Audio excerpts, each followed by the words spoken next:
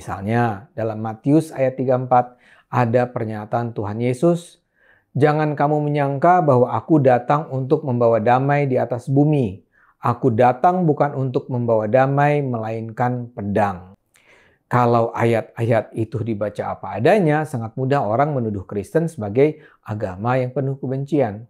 Bayangkan, Tuhan Yesus sendiri mengatakan dia tidak datang untuk membawa kedamaian, melainkan perang dan pertentangan. Nah, seperti yang Ati Armando katakan, jika ayat tadi dibaca apa adanya, maka banyak yang mengira Yesus mengajarkan kebencian. Mungkin banyak yang bingung juga Tuhan Yesus itu sebenarnya ajarannya kasih atau kebencian. Untuk mengerti ayat tersebut, maka kita harus tahu konteks pembicaraan Tuhan Yesus. Nah, di pasal-pasal sebelumnya, Yesus mengutus murid-muridnya untuk lakukan penginjilan. Sedangkan di ayat ini konteks pembicaraan Tuhan Yesus adalah bagaimana caranya mengikut Dia. Bisa kita lihat di perikopnya. Tuhan Yesus sedang menjelaskan apa yang harus dilakukan seseorang jika ia mau mengikut Yesus. Maka kata damai yang dimaksud Tuhan Yesus adalah damai kepada dunia. Jadi saat Yesus datang itu tidak berdamai dengan yang namanya keduniawian. Sebaliknya, Tuhan Yesus akan membawa yang namanya pedang.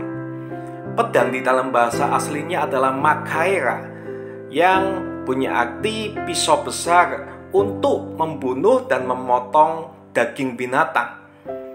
Nah, maksudnya adalah sebuah alat untuk memisahkan. Jadi bukan alat untuk berperang, tetapi alat untuk memisahkan.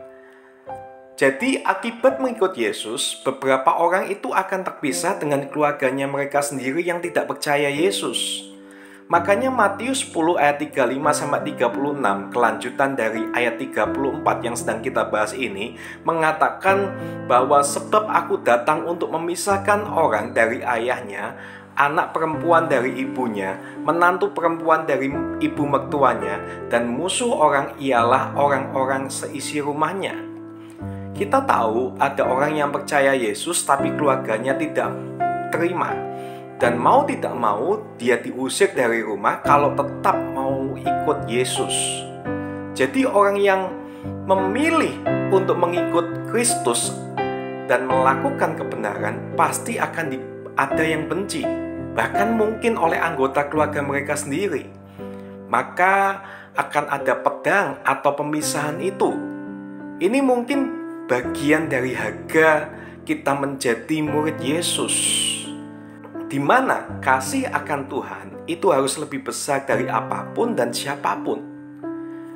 Kita yang menerima Tuhan Yesus sebagai Tuhan dan tahu kebenaran, pasti secara tidak langsung akan harus memisahkan diri dari hal-hal yang tidak benar dan tidak berdamai dengan hal-hal dunia ini.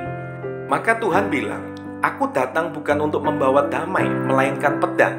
Jadi saat Tuhan datang ke dalam hatimu menjadi raja dan Tuhan dalam hidupmu, maka kita akan mengalami keterpisahan dengan hal-hal dunia ini. Dan terang itu pasti tidak akan bisa berdamai dengan yang namanya gelapnya dunia ini. Seorang murid sejati harus memikul salibnya dan mengikut Yesus. Tuhan Yesus memberkati.